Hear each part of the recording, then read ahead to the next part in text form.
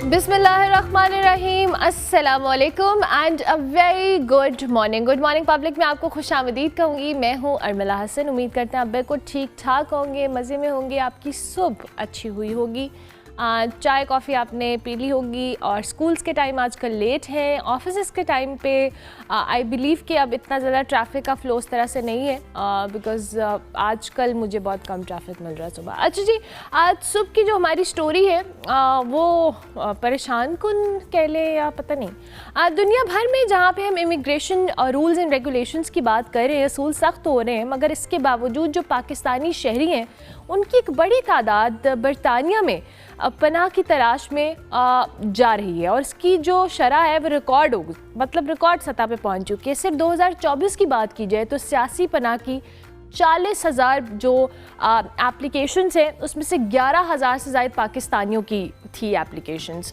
जो कि 2022 की निस्बत 5 गुना ज़्यादा है। और ना सिर्फ हैरान कुन बल्कि पॉलिसी सतह पे भी बहुत ज़्यादा ये अलार्मिंग चीज़ है। असल मसला ये है कि ये तमाम अफराद विज़िट, वर्क वीज़ा या स्टूडेंट वीज़ा के ज़रिए कानूनी तौर पर बरतानिया में दाखिल हुए हैं, मगर वहाँ पहुँच कर असाइलम यानी सियासी पनाह के दावेदार कर दिए गए हैं। और इस रुझान ने ना सिर्फ जो इंग्लैंड है, बरतानिया, इसके दाखिली इमिग्रेशन सिस्टम में मौजूद जो कमज़ोरियाँ हैं वो खोल के रख दी हैं, बल्कि पाकिस्तान का जो आलमी इमेज है और जो यूथ का एक एतमाद है, हुकूमती पॉलिसीज़ की नाकामी है, वो भी वाज़ेह तौर पर सामने आ रही है। सबसे अहम सवाल ये है कि क्या ये मामला मुस्तक़बिल में पाकिस्तान और बरतानिया के ताल्लुकात और वीज़ा पॉलिसीज़ के लिए चैलेंजिंग हो सकता है? इस पे आज हमने बात करनी है। डॉक्टर जमील अहमद खान हमारे साथ मौजूद है, फॉर्मर एम्बेसडर है, उनको खुश आमदीद कहेंगे। Thank you very much doctor साहब, बहुत शुक्रिया आपके वक्त का। डॉक्टर साहब, ये हमने देखा है कि दुनिया भर के अंदर, चाहे वो US हो, इंग्लैंड हो और दीगर कंट्रीज़ में जो इमिग्रेशन पॉलिसीज़ हैं वो सख्त हो रही हैं, लेकिन एक बहुत बड़ी तादाद ऑलरेडी इंग्लैंड के अंदर मौजूद है पाकिस्तानीज़ की। लेकिन ये जो सियासी पनाह लेने का मामला है, जो एप्लीकेशंस की तादाद है 11,000 पाकिस्तानियों का होना टोटल 40,000 एप्लीकेशन में से, isn't it alarming? Yeah, it's alarming, but there are factors also. Okay. और वो फैक्टर्स को आज चंद जावियों से देख लेते हैं। पहली बात तो ये है कि ये यूके में ऐसी कौन सी दर्द दिली है जिसके तहत वो लोगों को एक्सेप्ट कर लेते हैं एज असाइलम सीकर। 146 मुल्कों ने ये 1951 में रेफ्यूजी कन्वेंशन एक्ट उसमें साइन किया था, उसमें असाइलम सीकर का भी एक जिक्र है।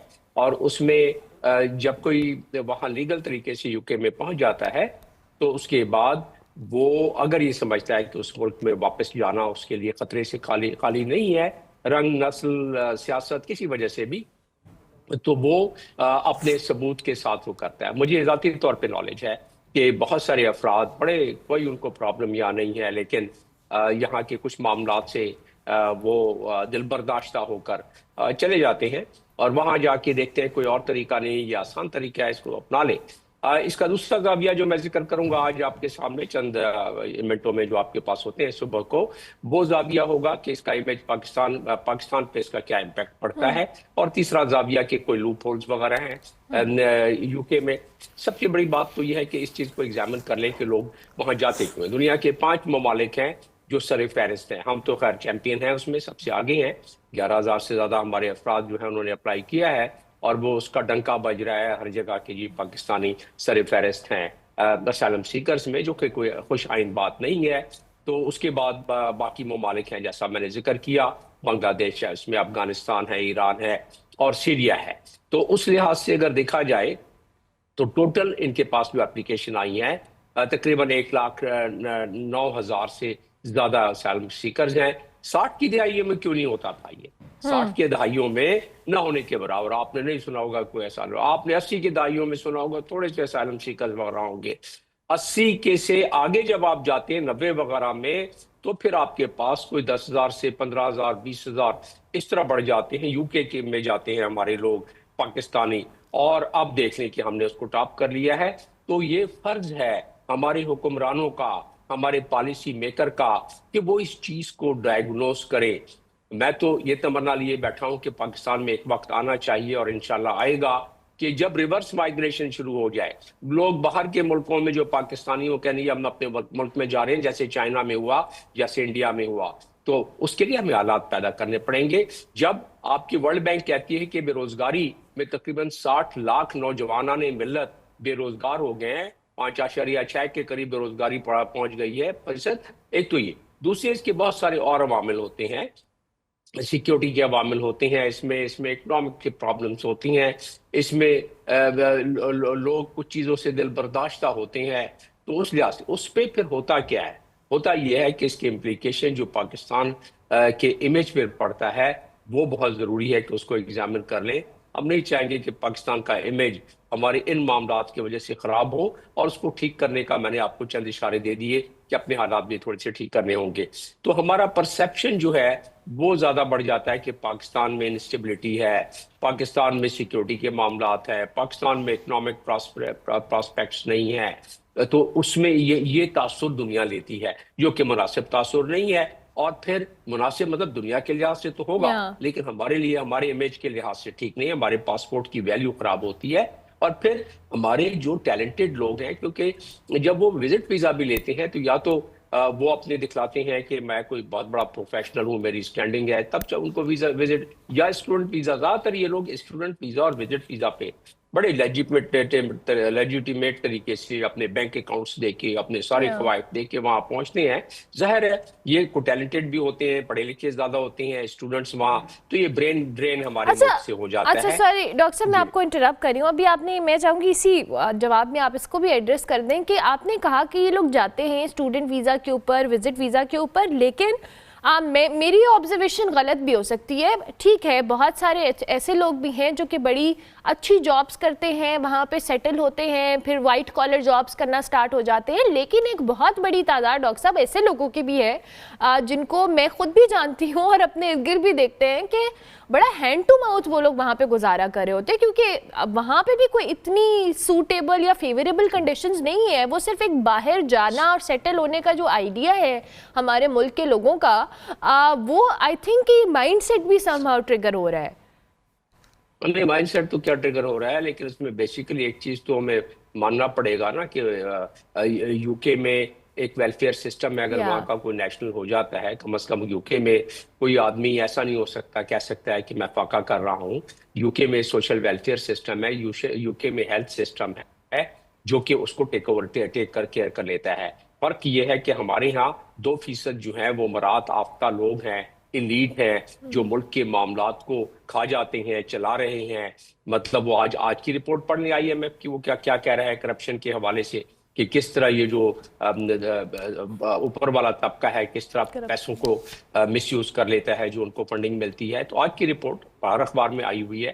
تو یہ جو معاملات ہیں ہمارے ہاں کی آپ بات کر رہے ہیں, ہمارے ہاں جو کہ لوور مڈل کلاس کا آدمی کو, آپ اگر یو کے کی لوور مڈل کلاس کے شخصیت سے آپ کمپیئر کریں گے تو وہ آپ کو ہر لحاظ سے, تو بہرحال یہ فلو ہوتا ہے اکنامک کا اور اس میں سیکیورٹی پراسپیکٹس کا. یہاں انصاف کا یہ ہے کہ جو یہاں عمرہ ہیں ان کے لیے انصاف دوسرا. آپ جیلوں کو دیکھ لیں, 99% وہ لوگ ہیں جو کہ غریب غربا ہیں یا لوور مڈل کلاس کے لوگ ہیں, 1% بھی آپ کو نہیں ملیں گے دوسرے لوگ. تو یہ آپ کو ہمارے کرمنل جسٹس معاملات کا سسٹم کا ایک وہ دیکھ لیں.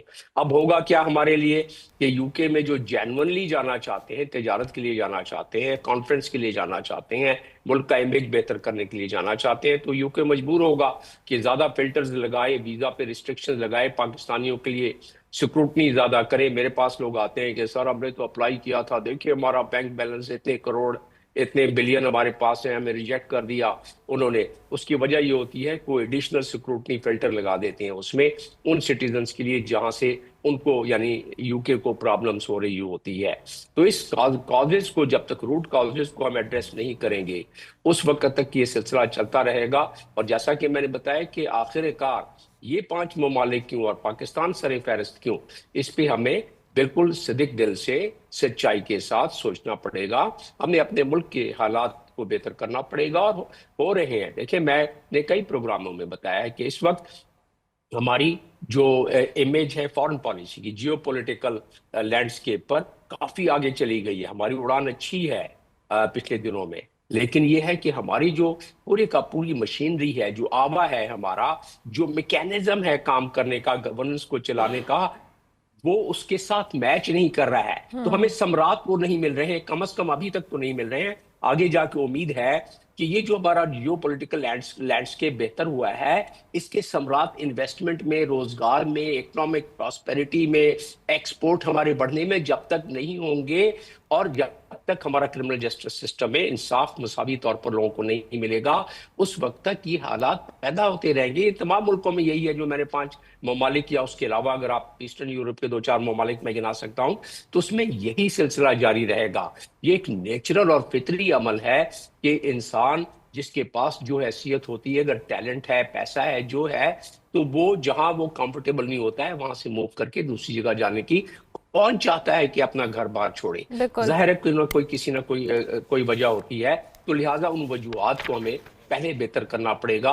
ان وجوہات کو ہم نے بہتر نہیں کیا تو یہ سلسلہ جتنی ہماری اڑان بڑھی ہے جیو پولیٹیکل لینڈسکیپ پر، جتنی محنت کی ہے ہمارے اس وقت کے چند اکابرین نے، عسکری اور مدنی نے، تو وہ ہماری اس کا استفادہ حاصل نہیں ہو سکے گا. اسی لیے we have to sync the entire machinery with each other. We have to really bring the bureaucracy also. We have to bring all the rules, regulation in commensurate with whatever landscape, political gain اور international political scenario میں جو ہمیں اس وقت پذیرائی ملی ہے. وہ آخر میں یہ بات چلتے چلتے کرتا چلوں، غالباً ٹائم بھی آپ کا ختم ہونے والا ہوگا، کہ میرے نوجوانوں نے ملت کو یہ امید ہونی چاہیے کہ پاکستان میں ہر چیز موجود ہے.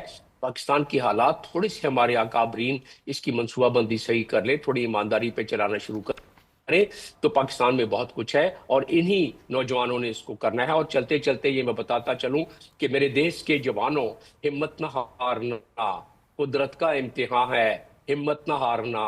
اور نئی نسل کے چراغوں امید رکھو باقی، یہ ملک ہے تمہارا، ہمت نہ ہارنا. خوشحال تم رہو گے، سرشار تم رہو گے، دشوار اس گھڑی میں ہمت نہ ہارنا.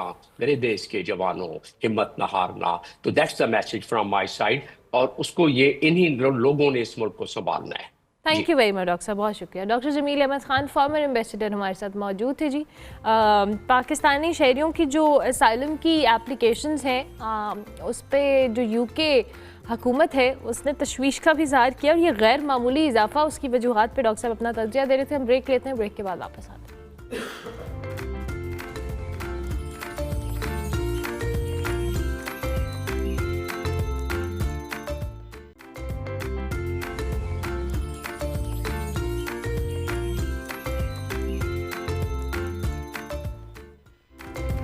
Welcome back to good morning public. جی، بریک کے بعد واپس آ کے آج نہیں، ویسے تو ہمارے پاس روز ہی بڑے ٹیلنٹڈ بچے آتے ہیں، لیکن آج جس سبجیکٹ میں انہوں نے ٹاپ کیا ہے وہ سب سے مشکل کام ہے، لیکن ان کے مطابق ان کے لیے آسان ہے، ہم سب کے لیے مشکل ہے. آئی بلیو پاکستانی طالبات جی عالمی سطح پر غیر معمولی کارکردگی دکھاتے ہیں، اور ہم سب جانتے ہیں حالیہ کیمبرج ایوارڈز میں پاکستان کی 83 طالبات نے شاندار رزلٹس حاصل کیے اور دنیا کے دیگر ممالک کے طلباء کے ساتھ اپنا لوہا بھی منوایا. اسی اعزاز میں جی ہمارے پاس ایک بڑی ہونہار طالبہ موجود ہے، لائبہ علی، جنہوں نے میتھس میں ٹاپ پوزیشن حاصل کر کے پاکستان کو ریپرزینٹ بھی کیا، نام بھی روشن کیا. لائبہ کے حوالے سے ہم آپ کو بتا دیں، پاک ترک معروف انٹرنیشنل سکولز کالجز کی طالبہ ہیں. انہوں نے بہت محنت، لگن اور پیشن کے ساتھ یہ شاندار اگزامپل سیٹ کیے. اس وقت اسٹوڈیوز میں ہمارے ساتھ موجود ہیں. السلام علیکم لائبہ. وعلیکم السلام. کیسے ہیں آپ؟ الحمدللہ. لائبہ کنگریچولیشنس، پہلے تو آپ کو بہت بہت مبارکباد. کیسا لگ رہا ہے ٹاپ کر کے؟ کیسی فیلنگ آتی ہے؟ اب تک تو کافی زیادہ ڈائلیوٹ ہو گئی ہے فیلنگ، بٹ جب پتہ چلا تھا I was very happy, because obviously جب آپ کسی چیز کے لیے اتنا زیادہ محنت سے کام کرتے ہیں، اتنا ہارڈ ورک کرتے ہیں، اور فائنلی جب آپ کو اس کا پھل ملتا ہے، it's a very joyous moment. I am sure. اچھا لائبہ، اب یہ بتائیں، میتھس بہت سارے بچوں کو بہت مشکل لگتا ہے، اور آپ کے مطابق پرسپیکٹیو کا بات ہوتی ہے. So tell us about your experience and your journey, because ہر سبجیکٹ کی اپنی ریکوائرمنٹ ہوتی ہے، اپنی چیز ہوتی ہے. So why maths? I think I choose to give maths کا ایگزام میں نے فرسٹ ایئر میں دے دیا تھا، جبکہ یوزلی اسٹوڈنٹس لاسٹ ایئر میں دیتے ہیں. اور میں نے ایسا اس لیے کیا تھا بیکاز میتھ کے اندر if you get the concepts, ایک بار آپ نے ٹاپک سمجھ لیا ہے اور تھوڑے سے پاس پیپر کویشچنس پریکٹس کر لیے ہیں، تو اب کوئی بھی کویشچن کہیں سے بھی آ جائے، کسی بک سے آ جائے، किसी भी तरह का क्वेश्चन आ जाए तो आप उसको सॉल्व कर सकते हैं अगर आपने अंडरस्टैंड कर लिया है टॉपिक को. And I think math subjective होता है, आपका आंसर या तो करेक्ट होता है या नहीं करेक्ट होता है. That's the best thing about math. और बहुत इंटरेस्टिंग भी होता है टू अंडरस्टैंड कि फार्मूला कैसे डिराइव हुआ और क्या सोचा था मैथमेटिशियन ने इसको बनाते वक्त. इट्स रियली फैसिनेटिंग आईड से.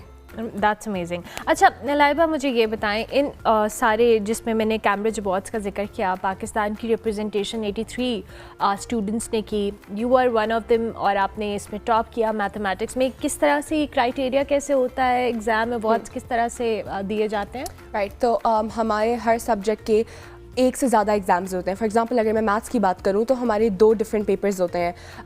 IGCSE में पेपर 2 और पेपर 4 होता है. तो पेपर 2 होता है नॉन कैलकुलेटर एंड पेपर 4 होता है विद कैलकुलेटर, और 100 मार्क्स के एग्ज़ाम्स होते हैं. तो हमेशा ऐसा, मुझे मेरे टीचर ने बताया था, सर तकी ने, कि हमेशा कोई ऐसा क्वेश्चन होगा कि 1 मार्क या 2 मार्क्स का, और वो डिसाइड करेगा the difference between A distinction student और एक A स्टार स्टूडेंट. तो उस एक क्वेश्चन वही बच्चा कर पाएगा जिसके कॉन्सेप्ट्स बहुत ज़्यादा क्लियर होंगे. एंड आपको फुल मार्क्स चाहिए होते हैं ऑब्वियसली 200/200. और मुझे मेरे काफ़ी ज़्यादा टीचर्स ने कहा है कि आपके फुल मार्क्स आ जाएं, उसके बाद भी कैम्ब्रिज डिसाइड करता है कि whether you deserving of distinction या नहीं, आपके मेथड्स वगैरह देख के. कैम्ब्रिज ने कभी रिवील नहीं किया, इसलिए मैं ज़्यादा खुद जानती नहीं हूँ, but that's what my teachers have told me. Okay. अच्छा अब लाइबा, मुझे ये बताएं कि ज़ाहिर है ये सारा जो एक जर्नी होता है, इस तरह के एग्ज़ाम्स को देना, पढ़ना, कॉन्सेप्ट्स क्लियर करना, बहुत सारे स्टूडेंट्स अचीव कर पाते हैं और बहुत सारे नहीं कर पाते. आपने चूँकि इस चीज़ को अचीव किया है, क्या आपको लगता है कि आपकी स्ट्रेंथ रही है इस सारी जर्नी में? I think the biggest strength I have was अल्लाह ताला की सपोर्ट के बाद my family. My family is my family, my friends, my institute सब. लेकिन अगर मैं family की बात करूँ तो my mother, माई फादर, उन्होंने इतना ज़्यादा सपोर्ट किया. मामा तो मेरे साथ ही होती थी पेपर सॉल्व करवाने में, चेक करने में, सुबह से लेकर रात तक she would be with me. और मैं बहुत ज़्यादा जल्दी से एंग्शियस हो जाती हूँ या नर्वस हो जाती हूँ. और जब मैं एग्ज़ाम देकर आई थी, माई फादर वाज लाइक कैसा गया, एंड आई सेड बस कर आई हूँ, लेकिन मेरे दिमाग में कुछ रजिस्टर नहीं हो रहा था साथ साथ. तो उन्होंने मुझे पूरा बिठा के समझाया कि अगर आप अपने इमोशंस पे कंट्रोल कर लें तो आप बहुत कुछ कर सकते हैं. और वो अक्सर ऐसी बातें कहते थे कि हज़रत उमर बिन ख़त्ताब या अलेक्जेंडर द ग्रेट के पास भी 24 घंटे थे, तो हमारे पास भी 24 घंटे हैं, जो करना है इन्हीं 24 घंटों में करना है. और फिर मेरी फैमिली, इवन मेरे दूर के रिलेटिव्स जिस तरह माई खाला, माई मामू, माई ममानी, माई चाचू, सब इतने ज़्यादा सपोर्टिव हैं कि I actually feel like I am blessed. और फिर उसके बाद मेरा इंस्टीट्यूट पाक मारिफ बहुत ज़्यादा सपोर्ट किया, स्पेशली क्योंकि मेरा डिसीजन डिफरेंट है.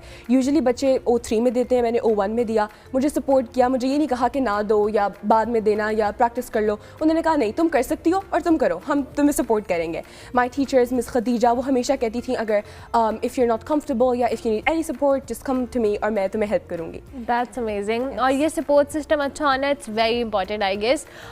जब फैमिली के साथ साथ आपका इंस्टीट्यूट सपोर्टिव हो, आपके पेरेंट्स हो, और फिर जाहिर है आपका अपना खुद का पैशनेट होना भी बड़ा ज़रूरी होता है. लाइबा, अपने पैशन के हवाले से बताएं, बिकॉज़ इसमें बहुत ज़्यादा आपने कहा कॉन्सेप्ट्स आपके क्लियर होने चाहिए, आपकी प्रैक्टिस होनी चाहिए.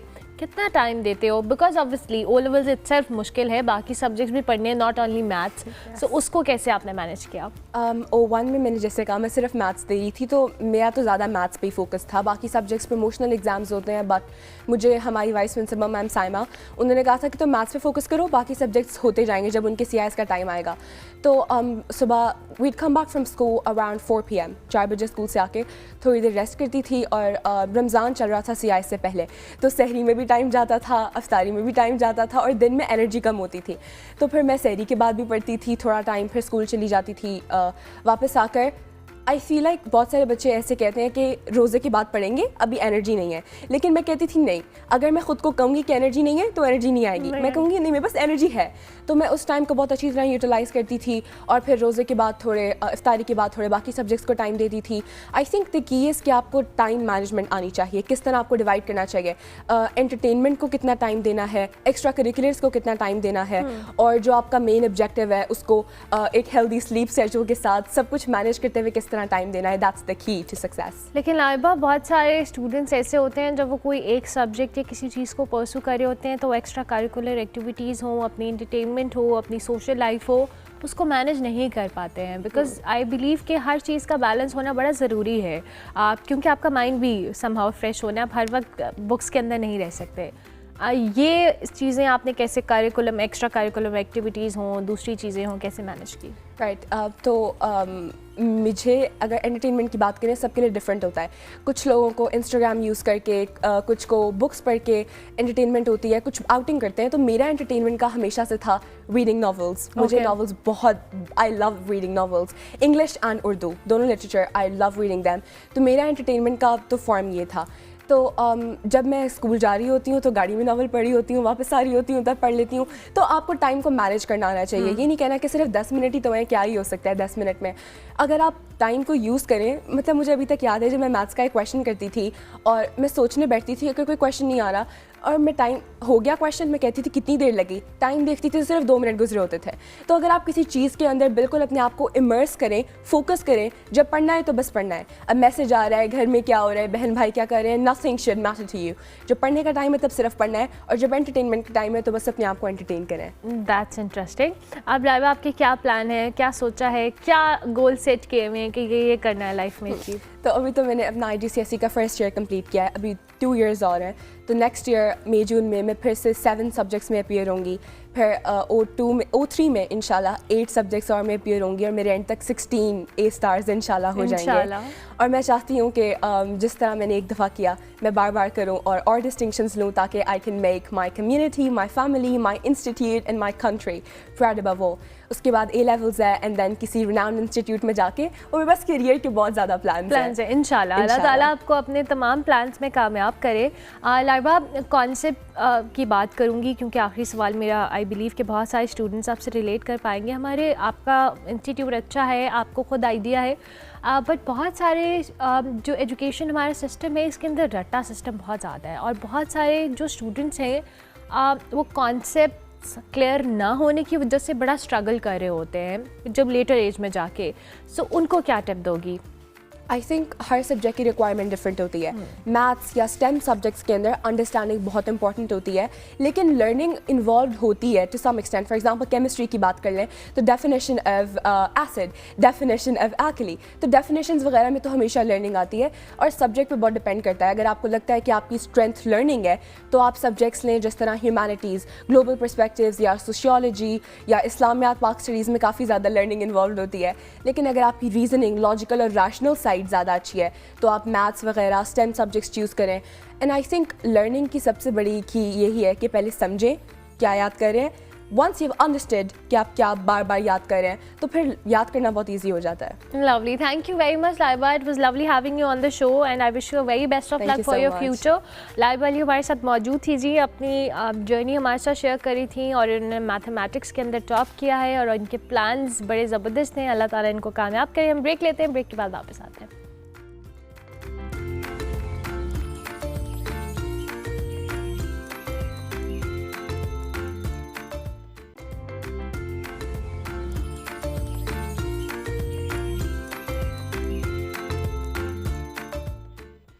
Welcome back to good morning public جی. بریک کے بعد واپس آ چکے ہیں. آپ سب جانتے ہیں کہ ہمارے ملک کے اندر بہت زبردست آرٹسٹ موجود ہیں, اور NCA کی ہمیشہ سے کوشش ہوتی ہے کہ وہ آرٹسٹ یا ان کے کام کو پروموٹ کرے. اور اس وقت ٹرائنیلے کے حوالے سے بھی بات کریں جو کہ جاری ہے. حالیہ دنوں میں جی NCA میں ایک بہت ہی خوبصورت آرٹ نمائش منعقد کی گئی, اور جس کو ترتیب دینے کے لیے جو برٹش میوزیم ہے اس کی بھی کنٹریبیوشن رہی, اور اس کی جو کیوریٹر ہے ونیشا پوٹر, وہ خود NCA لاہور میں موجود ہیں. ان سے ملتے ہیں, وہ ہمیں کتاب گھر کی اس ایگزیبیشن کی سیر کروا رہی ہیں. ہمارے ساتھ اس نمائش کی سیر کریں اور دیکھیں.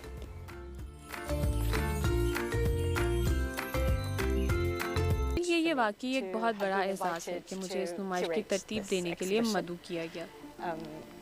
یہ ایک طرح کی محبت بھری محنت رہی ہے جس میں میں نے ایک شاندار ٹیم کے ساتھ کام کیا. تو یہ نمائش دراصل کس بارے میں ہے؟ یہ نمائش بنیادی طور پر کتابوں کے بارے میں ہے. یہ دکھاتی ہے کہ فنکار اپنے کام میں ادب اور کتاب کو کس طرح استعمال کرتے ہیں. یہ کتاب کے مادی پہلو یعنی اس کے جسمانی وجود, کاغذ, ساخت اور شکل پر بھی روشنی ڈالتی ہے. فنکار کی کتاب ایک ایسا تصور ہے جو مختلف ثقافتوں اور روایات میں پایا جاتا ہے۔ میرا مطلب یہ ہے کہ ہمارے خطے میں کتابی فنون کی بہت مضبوط روایت موجود ہے۔ یہ دراصل اس غیر معمولی علم اور ٹیکنیک کی نسل در نسل منتقلی ہے، جیسے کہ آپ میں سے کچھ لوگ پہلے ہی یہ سیکھ چکے ہیں۔ مثال کے طور پر گلہری کے بالوں سے بنا ہوا برش۔ تو بنیادی خیال یہ تھا کہ ہم ایک ایسی نمائش کیسے کریں جو کتاب کے موضوع پر مبنی ہو، اور یہ وہ موضوع ہے جس پر عمران اور میں کئی سالوں سے بات کر رہے تھے۔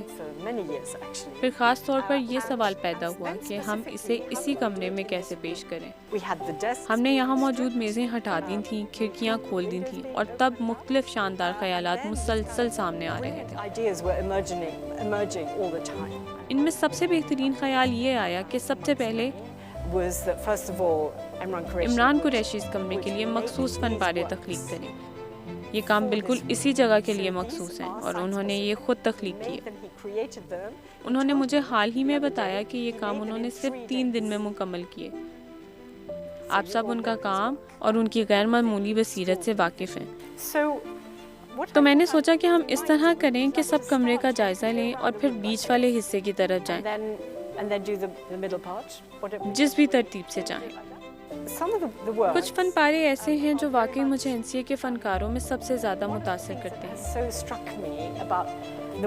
میں نے کچھ عرصہ پہلے NCA کے فنکاروں کے بارے میں کچھ اچھا سنا اور اصل میں اس شاندار روایت کو سمجھا ایک دوست کے ذریعے۔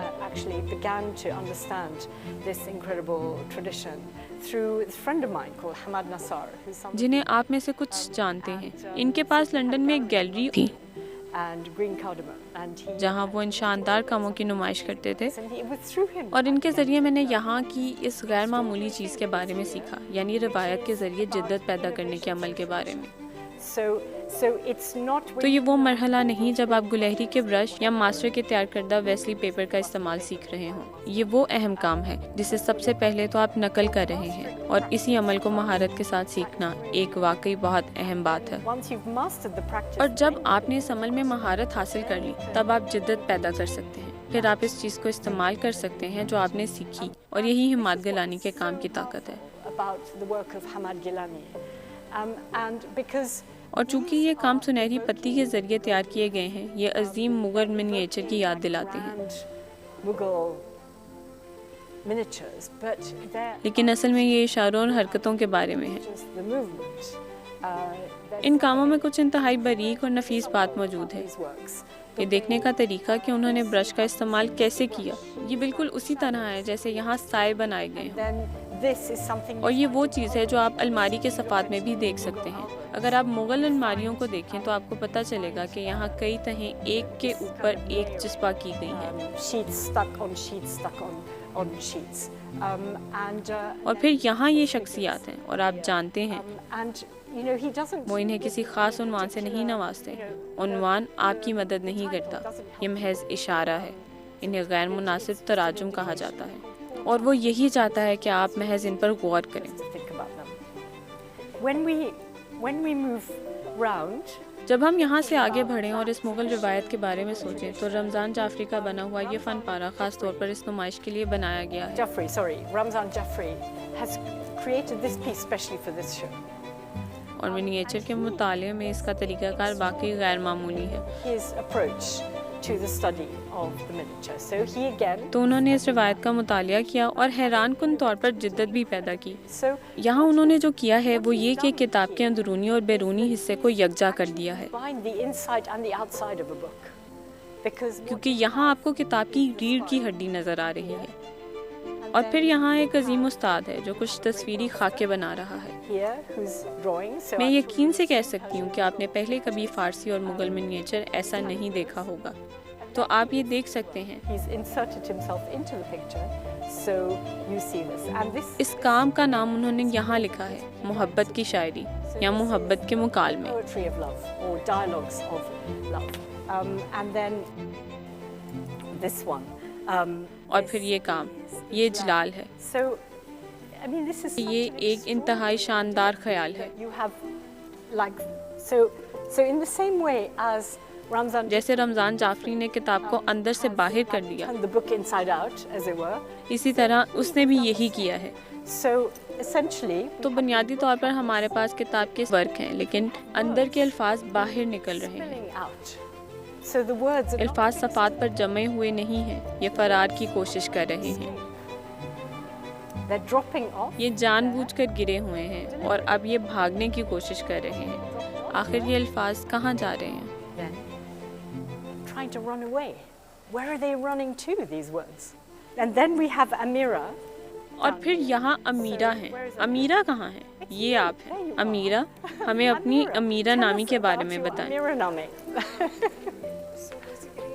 تو بنیادی طور پر میں نے بابر نامہ سے تحریک لی اور سوچا کہ کیوں نہ اسے جدید انداز میں پیش کیا جائے اور اپنی زندگی کے واقعے کو بابر نامہ کے ذریعے بیان کیا جائے۔ Lovely. کمال ہے، یہ بہت دلچسپ ہے۔ افسوس ہے کہ ہم تمام صفحات نہیں کھول سکے۔ So یہ بھی تخیل کی ایک اور غیر معمولی تخلیق ہے۔ the imagination, and then we اور پھر ہم یہاں سے شاندار عائشہ خالد کے کام کی طرف جاتے ہیں، the amazing Aisha Khalid, who جنہیں آپ سب جانتے ہیں، اور اگر آپ غور سے دیکھیں تو آپ صفحات کی لکیریں دیکھیں گے۔ obviously you'll see the lines of pages. So the idea ان کے لیے خیال اس طرح شروع ہوا کہ وہ لکھنا چاہتی تھیں، with like she wanted to write جیسے کہ ایک ڈائری یا کسی قسم کا متن۔ or some kind of text. انہوں نے شروع کیا، لیکن وہ بالکل ویسے مطمئن نہیں ہوئی، اس لیے انہوں نے اس عمل کو تخیل کے ذریعے ظاہر کیا۔ تو یہ دیکھنے میں ایکسرسائز بک کی لائنوں جیسا لگتا ہے۔ Size book. So here we have تو یہاں اور پھر مجنون، Majnoon, which means it like. جس کا مطلب ہے ایک روتا ہوا بید کا درخت، So this اور یہ ہاتھ سے بنایا گیا کاغذ ہے جو وہ استعمال کرتی ہیں، اور اس سے روتے ہوئے بید اور باغ کی یاد آتی ہے۔ یہ یادداشت کے بارے میں ہے اور یہ بہت سادہ ہے، and it's so simple and اور اس میں ایک طرح کا دلچسپ پہلو بھی شامل ہے، اسی وجہ سے یہاں یہ مٹی کے پیالے بھی موجود ہیں۔ ceramic bowls here. Now this اب یہ کام حسین کا ہے، مجھے اس کا سرنیم یاد نہیں۔ it is surname. Now if you take this, اگر آپ یہ کام دیکھیں تو کسی کو اس پر کچھ نہ کچھ لکھنا ضرور ہوگا، maybe somebody can get it to work because لیکن بہرحال شاید کوئی اسے کامیابی سے کر سکے۔ you do it in such a way you can کیا یہ write. بہت شاندار نہیں؟ تو آپ جانتے ہیں آپ اپنا نام وہاں لکھ سکتے ہیں۔ میں اپنا نام لکھ رہی ہوں۔ Write your name there. Writing my name. You آپ اس کے اوپر جو چاہیں لکھ سکتے ہیں کیونکہ یہ دھندلا ہو جائے گا۔ یہ واقعی ایک حیرت انگیز خیال ہے۔ As we go جب round, ہم ادھر گھومتے ہیں تو ہمیں یہاں کیسر عرفان کا نام بھی دکھائی دیتا ہے، جن کا اس مقام پر ایک اور کام بھی ہے، who has another work in this case, اور یہ سب سے خوبصورت کام یہ دراصل کانفرنس آف دی برڈ سے منسلک ہے۔ the conference of the birds. So you'll see in a second آپ سب کانفرنس آف دی برڈز کے موضوع سے واقف ہیں، that there is a. اور اس کام کو اس کی ترجمانی کہنا غلط نہ ہوگا۔ So Ali Qasim اب آتے ہیں علی قاسم۔ of his مجھے یقین ہے آپ ان کی شاندار ڈرائنگ سے واقف ہیں، ان کے فن پارے ناقابل یقین ہیں، لیکن انہوں نے اور ماہین نے ٹیپسٹری پر بھی کام کیا ہے، and اور یہ ہدہد this hudhud who- جو قرآن میں بہت اہم ہے، in the Quran. And this is a اور یہ ایک subject, موضوع ہے جسے دنیا بھر کے فنکاروں نے اپنا لیا ہے، واقعی دنیا بھر میں۔ literally all over the world. So that's اور پھر یہ مزید شاندار کتابیں ہیں جنہیں آپ قریب جا کر دیکھ سکتے ہیں۔ these amazing books which you can go up and have a look at them. Then we've got something پھر ہمارے پاس یہاں واقعی کچھ بہت حیرت انگیز ہے۔ for the first time. پہلی بار ایک ہی خاندان کے دو فنکار ایک ساتھ نمائش میں حصہ لے رہے The ہیں۔ first time. So this is تو یہ صفیہ خان ہے، Safiya Khan, and she is the اور وہ daughter عاطف محمد خان کی بیٹی ہیں، of Atif Muhammad Khan, who made. جنہوں نے آرٹسٹ بک بنائی تھی۔ And so دونوں واقعی خوش ہیں کہ وہ ایک ہی نمائش میں ہیں، اور شاید پہلی بار ایسا ہوا ہے۔ یہ واقعی بہت اچھا very ہے، nice. And she's اور انہوں done نے کچھ غیر معمولی کیا ہے، this a number of جیسا کہ کئی فنکاروں نے کیا ہے۔ artworks, probably from the book by Anarkali. انہوں نے شاید انارکلی سے پرانی کتابیں لیں اور ان پر رنگ لگا کر جو پرانے اردو متون تھے اور ٹوٹ پھوٹ رہے تھے ایک نہایت نفیس تخلیق بنائی، Falling apart, and created something incredibly delicate. اور ان میں سے ہر ایک کا اپنا ایک قصہ ہے۔ تو براہ کرم جائیں اور دیکھیں۔ So please go and look at them. And then اور پھر ہمارے پاس فضل ہیں۔ Fazal. So I'm going to go to the end there and then I'm going to come back. Fazal Rizvi. فضل رضوی جو واقعی ایک دلچسپ فنکار ہے، مجھے لگتا ہے کہ آپ میں سے کچھ انہیں پہلے سے جانتے ہیں۔ Yeah, he's your friend. He's become my friend too. Exactly. Is he a cousin as well? A darling Fazal. Oh, a darling Fazal. Much Much, I'm sure. Yeah, he and I had. اور ہم نے کافی بات چیت کی کہ کون سا کام دکھایا جائے اور انہوں نے کہا یہ کیسا رہے گا. How about this one? And it had to be. اور اسے پہلے کی طرح نہیں بلکہ ایک نئے انداز میں پیش کرنا تھا. Before. تو بنیادی طور پر کہانی یہ ہے کہ وہ بہت اچھے پیدل چلنے والے ہیں اور وہ گلیشیئرز اور پہاڑوں میں پیدل چلتے ہیں. ان کے پاس مجھے نہیں معلوم شاید جیب میں کیمرہ یا فون تھا جو ہر وقت تصویریں لیتا رہا اور انہیں اس کا علم نہیں تھا. تو وہ چلتے رہے اور یہ تصویریں بنتی رہیں. پھر کچھ وقت کے پاس واپس آئے اور کہا یہ کیا ہیں اور انہیں معلوم ہوا کہ یہ بس رینڈم تصاویر ہیں. تو انہوں نے فیصلہ کیا کہ انہیں پرنٹ. اور پھر یہاں ہمارے پاس ہیں وقاص خان اور مجھے یقین ہے کہ آپ سب وقاص خان کو بھی جانتے ہیں اور ہمیں اس سوال تک لے جاتا ہے کہ کیا یہ پاکستانی فن ہے؟ پاکستانی فن کیا ہے؟ جیسے لوگ بات کرتے ہیں آپ جانتے ہیں عربی فن کیا ہے یا فرانسیسی فن. یہ جو لیبلز ہیں یہ تعریف حقیقت میں بہت غیر مددگار ہیں کیونکہ یہ فنکار کو محسوس کراتا ہے کہ اسے کہیں فٹ ہونا ضروری ہے. یہ واقعی بہت دلچسپ ہے. یہ مکمل سوال کہ جب کوئی فنکار کچھ غیر معمولی سادہ یا جذباتی تخلیق کرتا ہے اور آپ اسے دیکھتے ہیں اور بس اس میں غرق ہو جانا چاہتے ہیں. کیا یہ اسے پاکستانی فن بناتا ہے یا یہ صرف ایک خوبصورت فن پارہ ہے جو آپ سے بات کرتا ہے؟ اور دلچسپ بات یہ ہے کہ جب آپ ان میں سے کچھ کام دیکھتے ہیں یہ حیرت انگیز ہے. تو یہ ہے بختاور انیس. وہ یہاں نہیں ہے. نہیں. جب میں نے پیر کو سب فن پارے دیکھے وہ میرے پاس آئیں اور ایک چھوٹا سا نیگیٹو فلم رول بھی ساتھ لائیں اور میں نے بہت اچھا محسوس کیا کہ یہ کیا ہے. تو انہوں نے اسے کھولنا شروع کیا اور جو انہوں نے کیا اگر آپ غور سے دیکھیں آپ دیکھیں گے کہ انہوں نے نیگیٹو پر نقش بنایا اور وہاں رنگ بھرا. یہ خیال کہاں سے آیا؟ بالکل حیرت انگیز. تو پھر یہ ہے عباس علی اور میں نے ان کا کام اس سال یہاں مختصراً دیکھا اور ان کی ایک نمائش BNU میں تھی اور انہوں نے پورے کمرے میں یہ ٹیکسٹائل کے کام کر رکھے تھے. تو وہ ضائع شدہ کپڑوں کو استعمال کرتے ہیں اور انہیں ایک ساتھ سی دیتے ہیں اور ہم نے ان سے پوچھا کیا آپ کتاب بنانا چاہیں گے؟ انہوں نے پہلے کبھی کتاب نہیں بنائی تھی. انہیں بالکل سمجھ نہیں آیا کہ میں کیا کہنا چاہ رہا ہوں. تو ہم کافی چھوٹی کتاب کی توقع کر رہے تھے اور پھر یہ ناقابل یقین کام اپنی منزل تک پہنچا.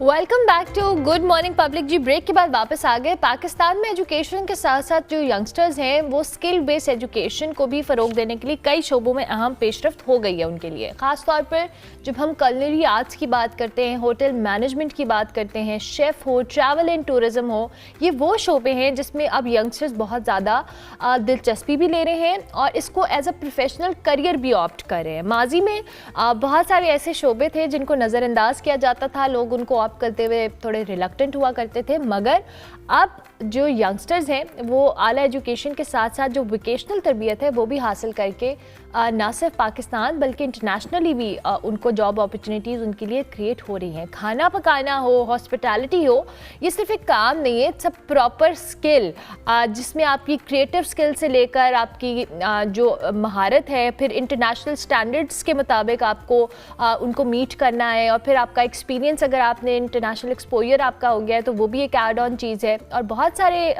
پاکستان کے اندر ایسے گزشتہ برسوں میں تعلیمی ادارے ہیں جو کلنری آرٹس ہو, ہوٹل مینجمنٹ ہو, اس میں ڈگری ڈپلوما کروا رہے ہیں, جس سے ینگسٹرز کی بہت زیادہ دلچسپی بڑھ رہی ہے. رضا فیصل ہمارے ساتھ موجود ہیں, شیف ہیں, بزنس کوچ ہیں, اور آج ہم ان سے اسی فیلڈ کے حوالے سے بات کریں گے. Thank you very much Raza. Good morning, I hope you are doing well. Raza, میں نے جیسے ابھی بات کی ہے کہ پہلے اس طرح کے پروفیشن یا اس طرح کو اسکل کو ہم صرف ہابی کے طور پہ رکھتے تھے, اور اچھا کسی کو کھانا پکانے کا شوق ہے تو it's a hobby, but it's a proper profession now, and I am glad کہ بہت سارے لوگ اس کی طرف انٹرسٹ لے رہے ہیں. بالکل, ہمارے بالکل یہ کچھ ہاسپٹیلٹی کا رجحان ہماری جو نوجوان نسل میں بہت زیادہ رہا ہے. آپ کو تو یہ پتہ ہے کہ پاکستان ہاسپٹیلٹی میں ویسے بھی بہت آگے ہے, اور اب ہم اس چیز کو ایز اے پروفیشن آگے بڑھا رہے ہیں, اور اب ہمارا جو رجحان اس چیز میں, آپ سمجھیں جو ہمارے جتنے بھی انسٹیٹیوٹ اب اس چیز کو آگے لے کے چل رہے ہیں, کلنری آرٹس ہو گیا, ہوٹل مینجمنٹ ہو گیا, تو وہ آپ کو ایک انٹرنیشنلی اسٹینڈرڈ کی آپ کو ساری ٹریننگز دی جاتی ہیں. تو جب اس چیز کا آپ کو پتہ ہے, جب آپ گلوبلی ایک آپ کو اچیومنٹس ملتی ہوں, تو پھر کچھ عرصے سے اس چیز کا رجحان اتنا زیادہ اسی لیے ہو گیا ہے کیونکہ ہماری جو نوجوان نسل ہے وہ تھوڑا سا کریٹو ہو گئی ہے. ٹھیک ہے, رضا کو ان کی آواز آئی بلیو واپس آ رہی ہے, تو اس وجہ سے وہ پراپرلی بول نہیں پا رہی ہیں. پلیز اس کو جو اسٹوڈیو فکس کر لیں تاکہ وہ پراپرلی بات بھی کر سکے. اچھا رضا, آپ نے خود بات کی ہے کہ یہ بڑی امپورٹنٹ چیز ہے سم ہاؤ, لیکن میں چاہوں گی تھوڑا سا آپ اپنا بیک گراؤنڈ بھی شیئر کریں کہ آپ کا جرنی کیسے شروع ہوا تھا, اور اب آپ جس طرح سے پرسو کر رہی ہیں اس سے بھی ایک چینج کی ایگزامپل سیٹ ہوئی ہے. آئی بلیو کہ خواتین بھی اب اس کو ایز اے پروفیشن آپٹ کر رہی ہیں. بالکل بالکل, آپ صحیح کہہ رہی ہیں. میرا اس جرنی کا بیسکلی میں کراچی سے ہوں, تو جب میں اسلام آباد شفٹ ہوئی تھی تو یہاں پہ 2015 میں نے اپنی اس جرنی کا آغاز کیا ایک ہوم کیٹرنگ سے, اور اس کے بعد آہستہ آہستہ اپنی اس چیز کو آگے لیتی گئی. آپ کو پتہ ہے جب آپ ایک انٹرپرینورشپ میں ہوتے ہیں تو اتنا ایزی نہیں ہوتا اسٹارٹ میں, دین آپ کو آہستہ آہستہ چیزیں بھی سمجھ آنے لگتی ہیں, آپ کی جو مسٹیکس ہوتی ہیں وہ سب آہستہ آہستہ آپ کو سمجھ آتا ہے. اس کے بعد میں نے کچھ ریسٹورینٹس کے ساتھ بھی میں نے کولیب کیے تھے, میری بیکریز کے ساتھ بھی رہا, پھر میں نے اپنا کیفے رن کیا. الحمدللہ وہ ایک بہت زبردست ایکسپیرینس تھا, سم ہاؤ مجھے اس کو بند کرنا پڑا. دین آفٹر میں ایک ادارے کے ساتھ ہوں, ہوٹل اینڈ مینجمنٹ کے, کلنری آرٹس کے, گوتھم انسٹیٹیوٹ, ان کے ساتھ ہوں, اور ان کے ساتھ میں ایز اے ان کی جوری ممبر ہوں. میں پریکٹیکلز لیتی ہوں, ایگزامز لیتی ہوں. پھر اس کے ساتھ آپ کو پتہ ہے جب آپ ایک ادارے سے منسلک ہوں تو آپ کو کئی ہیڈ شیفس, کئی بڑے بڑے شیفس کے ساتھ آپ کا ایک انٹریکشن رہتی ہے. تو ایک بہت اچھی میری جرنی بھی رہی, بہت اچھا ایکسپیرینس رہا. مگر یس, میں نے اپنی جرنی سے بہت کچھ سیکھا. شروع میں بڑی غلطیاں کی, لیکن انسان آہستہ آہستہ ہی سیکھتا ہے. آئی بلیو انسان آہستہ آہستہ سیکھتا ہے, and you are so right. اچھا رضا, مجھے یہ بتائیں کہ آپ چونکہ اب گوتھم کے ساتھ ایسوسیٹیڈ ہیں, آپ ایز اے جوری ممبر وہاں کام بھی کری ہیں, ہمیشہ یہ ہوتا ہے کہ انٹرنیشنلی تو یہ ایک پراپر ایجوکیشن کے ساتھ ساتھ لوگ اس کو بہت ایک ہائیلی پیڈ سم ہاؤ اور بہت ایک ایکسپوجر کے ساتھ جابس کو کنسیڈر کیا جاتا ہے. I am not sure about Pakistan کی, یہاں پہ ہمارے پاس بہت زبردست شیفس ہیں جو مختلف آپ جیسے لوگ کام کریں, بٹ یہاں پہ جو ایک کانسیپٹ یا آئیڈیا ہوتا ہے کہ جی اگر آپ اس ہوٹل مینجمنٹ ہو, کلنری آرٹ ہو, ایز اے شیف کام کرنا چاہتے ہیں تو آپ کا انٹرنیشنل ایکسپوجر ہونا بہت ضروری ہے. Is it right? دیکھیں, آپ کے پاس اسکلز ہوگی نا, اور وہ اسکلز آپ جب اس کو انہینس کریں گے تو پھر دنیا دیکھے گی. سوشل میڈیا کا دور ہے, اور آپ کو پتہ ہے کہ اب ہر چیز سوشل میڈیا پہ کہاں سے کہاں پہنچ جاتی ہے. ہمارے یہاں پہ جتنے بھی ادارے ہیں جو یہ کلنری آرٹس یا ہوٹل مینجمنٹ کا کورس کروا رہے ہیں, وہ اب کروا ہی انٹرنیشنلی ایکسپوجر کے حساب سے ہیں. ان کے سٹینڈرڈ ہی انٹرنیشنلی سیٹ ہیں کہ اب ہمارے شیفس مڈل ایسٹ میں, ہمارے شیفس پاکستانی شیفس کا بہت زیادہ ڈیمانڈز ہیں. یورپس میں پاکستانی شیفس کی بہت زیادہ ڈیمانڈز ہیں، کیونکہ اب ہمارے جو یہاں پہ اسٹینڈرڈ سیٹ کر دیا ہے وہ اسی پہ ہے کہ آپ نے انٹرنیشنلی آپ ایزیلی جا سکتے ہیں، آپ کو تمام جو ہیسپس ہوتے ہیں، آپ کو فوڈ کورسز، آپ کو مینجمنٹ، وہ سب اسی طرح سکھایا جاتا ہے کہ آپ ایزیلی باہر بھی آپ ایز اے جاب بھی کر سکتے ہیں، آپ ایز اے انٹرپرینور بھی کر سکتے ہیں، بالکل ٹھیک ہے، اس کو پرسو کر سکتے ہیں۔ اب آپ ہمیں پاکستان کے حوالے سے رضا بتائیں کہ آپ نے ود ٹائم کیا چیز آبزرو کی ہے کہ لوگ hotel management, because I believe کہ ہم جب یہاں پر بھی ٹریول کرتے ہیں ود ان دا کنٹری یا ہم مختلف کوزینس کو ٹرائی کرتے ہیں، بہت زبردست ہے، جیسے آپ نے خود بھی کہا کہ پاکستانی شیفس ہوں، یہاں کے جو لوگ ہیں یا یوتھ ان کی ڈیمانڈ ہے، آپ نے کوئی ڈفرینس فیل کیا ہے کہ ہمیں ابھی بھی تھوڑا اور ورک کرنا ہے اس سارے سسٹم کو مزید انہینس یا بہتر کرنے کے لیے؟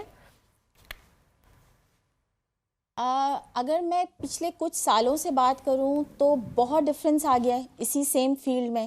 اگر آپ کوئی 8-10 سال پہلے کی بات کریں تو ہمارا ایک ٹپیکل پاکستانی کوزین ہوتا تھا آپ کی، اور حد سے حد آپ کی چھوٹی 1-2 اسٹریٹ فوڈ ہوتے تھے، that's it.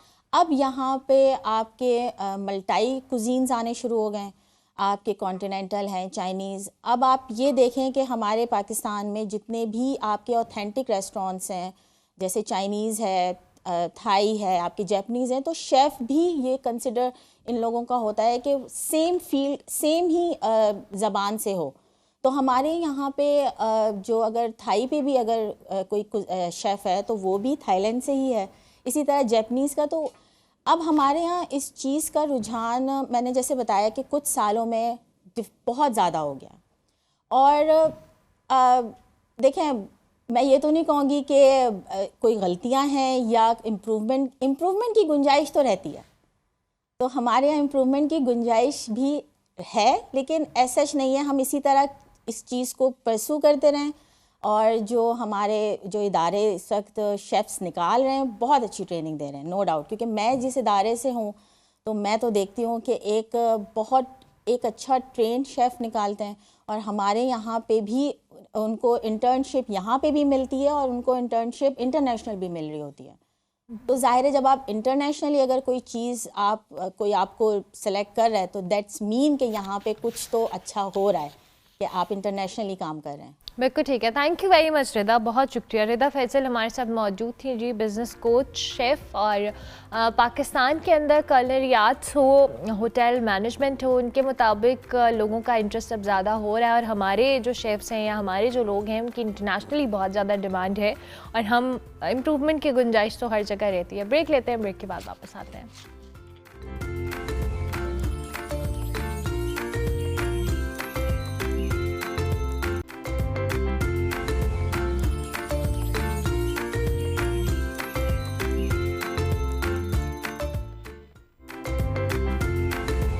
Welcome back to good morning public جی۔ اب جس ٹاپک کے اوپر بات کرنی ہے وہ انتہائی اہم اس حوالے سے ہے کہ پاکستان کے اندر چیزیں بہت زیادہ پریکٹس ہو رہی ہیں، اور اس پہ اب اعتراضات کہہ لیں یا کنسرنس کا اظہار کیا جا رہا ہے۔ دنیا بھر میں جو گٹر ہیں، نالے ہیں، ان کی صفائی اب جدید مشینری اور خودکار نظام کے ذریعے کی جاتی ہے، لیکن پاکستان میں اگر ہم بات کریں آج بھی انتہائی خطرناک طریقے سے یہ کام سر انجام دیا جاتا ہے، انسانی ہاتھ یہ کرتے ہیں۔ یہی وہ تضاد ہے جو صفائی کے نظام اور انسانی حقوق کے جو سنگین ایک خلا ہے اس کو صاف ظاہر کرتا ہے۔ اسی پس منظر میں جی national commission for human rights نے آرٹیکل 184 کے تحت جو وفاقی آئینی عدالت میں ایک تاریخی آئینی درخواست جمع کرائی ہے، جس میں ملک بھر میں جو گٹروں کی ہاتھ سے صفائی ہے اس پر مکمل پابندی، اور سینیٹری ورکرز کی جو صحت و حفاظت ہے اس کے لیے قومی سطح کا باقاعدہ فریم ورک بنانے کی سفارش کی گئی ہے۔ درخواست میں واضح کیا گیا ہے کہ پاکستان میں حفاظتی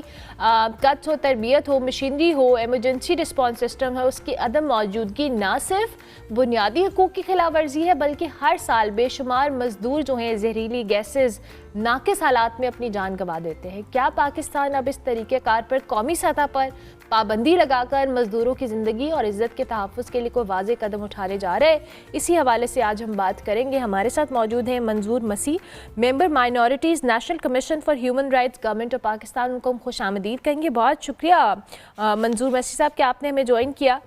ये एक अच्छी और तारीख़ी जो एप्लीकेशन है जिसके हवाले से हम बात कर रहे हैं, ये बड़ा एक इम्पॉर्टेंट चीज़ है क्योंकि पाकिस्तान के अंदर ये चीज़ बहुत ज़्यादा प्रैक्टिस होती है और इंटरनेशनली इस पर पाबंदी है। लोगों ने अब मशीनरी टेक्नोलॉजी का इस्तेमाल करते हुए सफाई का जो सिस्टम है इसको इन्हांस किया है, बट अनफॉर्चुनेटली पाकिस्तान में अब भी हाथों के ज़रिए काम किया जाता है। जी thank you very much.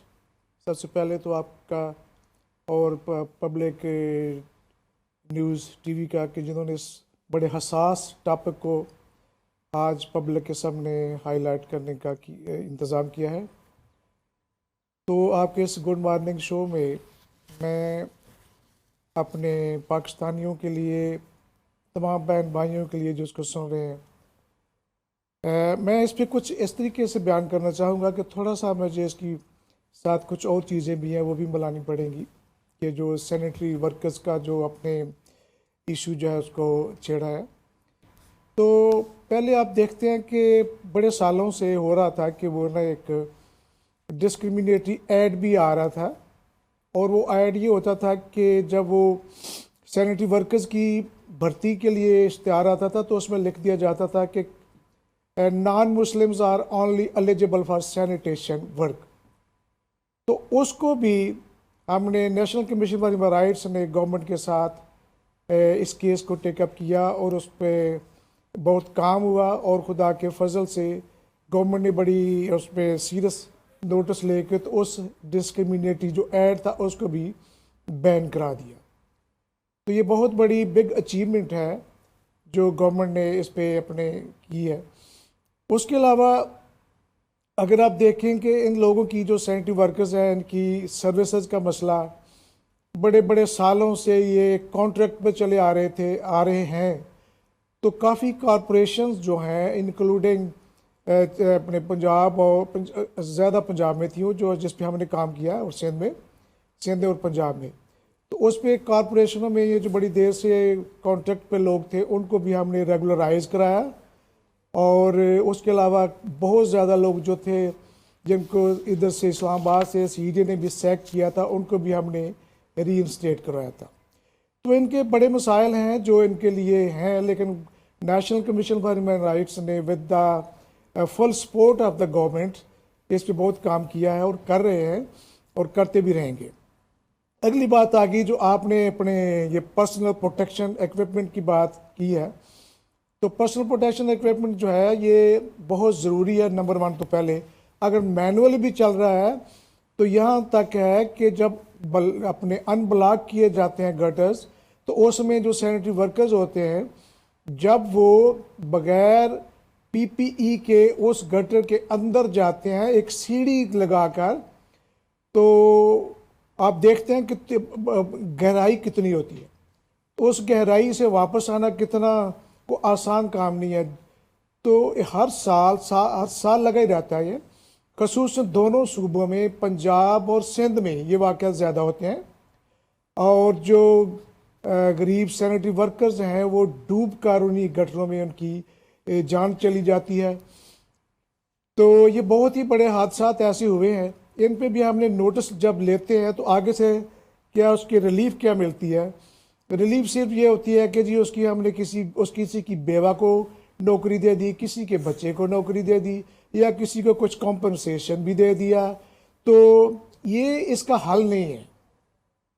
National commission for human rights जो है ये बहुत बड़ा अदारा है गवर्नमेंट का और हम इस पे जो काम कर रहे हैं इंसानी हकूक़ के लिए, तो ये नेशनली और इंटरनेशनली इसको ये अंडर पेरिस प्रिंसिपल इसको बनाया गया था। तो हमने बड़े ट्रीटीज़ कन्वेंशन और जिन पे साइन किए हुए हैं, तो ये हमारी ड्यूटी है गवर्नमेंट ऑफ पाकिस्तान की और हमारे कमीशन की कि हम ह्यूमन राइट्स के जो वायोलेशंस होती है इस किस्म की उनको उठाया जाए।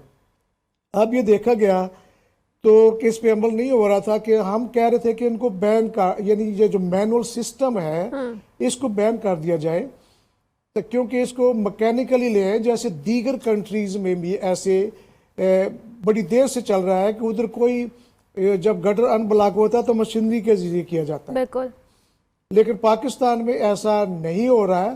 تو اس پہ ہم نے پھر سب سے پہلے یہ ہے کہ ہم نے دیکھا کہ اگر پرسنل پروٹیکشن ایکوپمنٹ بھی نہیں دیا جاتا تو اس میں national commission for human rights نے گورنمنٹ اپنے چاروں صوبائی ڈپارٹمنٹ جو خصوصاً اس میں واسا کی ڈیوٹی زیادہ ہوتی ہے. تو جب ان سے ہم نے کانٹیکٹ کیا تو دیکھا کہ اس پہ ابھی تک کچھ نہیں ہو رہا، کہ ان کو پرسنل پروٹیکشن ایکوپمنٹ بھی نہیں دیے جا رہے، جس کی وجہ سے یہ جو ہے نا ڈیتھس ہوتی ہیں. تو پھر ہم نے کافی کارپوریشنوں سے گورنمنٹ سے بجٹ ایلوکیٹ کروا دیا کہ تاکہ ان کو خرید کر جب یہ جاتے ہیں تو ان کو سامان تو دیا جائے نا.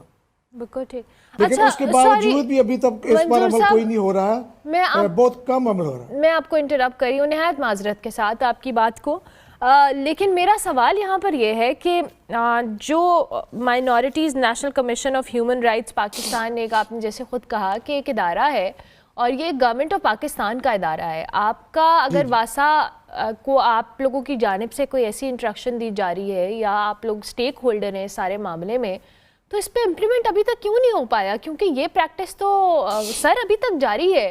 آپ لوگوں کا جو ادارہ کا گورنمنٹ کا ادارہ ہے تو گورنمنٹ تو یہ کر سکتی ہے ایزیلی کہ یہ چیزیں یا اکوپمنٹ سے لے کر اس کو بین کرنا، اس پہ پابندی لگانا، یہ تو آپ کے کنٹرول میں ہونا چاہیے. جی بالکل ایسا. میں یہ کیونکہ ہمارے ایگزیکٹو کے جو کام ہے وہ ہمارے کنٹرول میں نہیں ہو سکتے. ہر ادارے کا ایک ایمبڈ ہوتا ہے، ایک دائرہ کار ہوتا ہے، ایک جورسڈکشن دی جاتی ہے گورنمنٹ آف پاکستان کی طرف سے، جس کے تحت رہ کر وہ اپنا اپنا کام کرتا ہے. جیسے دیگر ادارے بھی ہیں جو اور بھی ہیں جو ہیومن رائٹس کے لیے آواز اٹھاتے ہیں. تو اس کا ہمارا جو national commission for human rights ہے، جو 2012 کا ایکٹ جس کے تحت یہ اسٹیبلش ہوا تھا، اور اس کا جو آرٹیکل 9 ہے وہ یعنی ہمیں یہ بتاتا ہے کہ ہم اس کی یعنی اپنے ہیومن رائٹس کی جب وائلیشنز ہوتی ہے، ہمارے پاس کیسز آتے ہیں، ہم سوشل میڈیا سے لیتے ہیں یا سو موٹو بھی لیتے رہے ہیں، اور اس کے علاوہ جو لوگ لے کے آتے ہیں بائی پوسٹ آتی ہیں، پرسنلی آتے ہیں، تو ان درخواستوں جب لیتے ہیں تو ہم پھر جب رپورٹ مانگتے ہیں تو جب آگے سے کئی ایسے بہانے آتے ہیں. تو اس لیے پھر یہی وجہ تھی کہ یہ اکثر لوگ کہتے تھے کارپوریشن والا جی ہمارے پاس تو اتنا بجٹ ہی نہیں ہوتا. تو جو میں نے آپ سے بھائی کہ ایک کمیشن کی طرف سے یہ ایسا ڈائریکشن دی گئی کہ ان کو بجٹ ایلوکیٹ کیا جائے، جس پر گورنمنٹ نے اس پہ اپنے کافی کارپوریشنوں کو بجٹ دیے تاکہ یہ اس ایکوپمنٹ کو خریدیں اور ان لوگوں کو جان بچانے کے لیے ان کو مہیا کریں.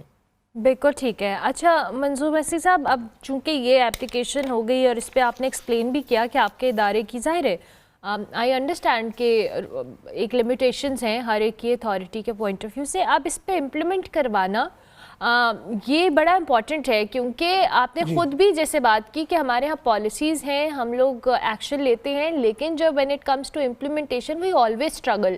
اور اگر یہ اتنے عرصے سے پابندی کے حوالے سے باتیں ہو رہی ہیں اور ابھی تک نہیں ہو پایا، تو اس چیز کو امپلیمنٹ کرانے کے لیے کیا چیزیں، کیا پاسبلٹیز ہوں گی؟ جی جہاں تک آپ نے امپلیمنٹیشن کی بات کی ہے تو یہ بہت بڑا ایک پرابلم ہے، ایشو ہے کہ وی ہیو مینی لیجسلیشن. بہت زیادہ اداروں یعنی جینڈر بیسڈ وائلنس کے لیے، خواتین کے لیے، بچوں کے لیے، یا مائنارٹیز کے لیے، یا ٹرانسجینڈرز کے لیے، لیکن اس میں کچھ جو ہے نا لیک آف، میں کہوں گا فلی تو نہیں لیکن لیک آف امپلیمنٹیشن ہے جس کو ہم دیکھتے ہیں.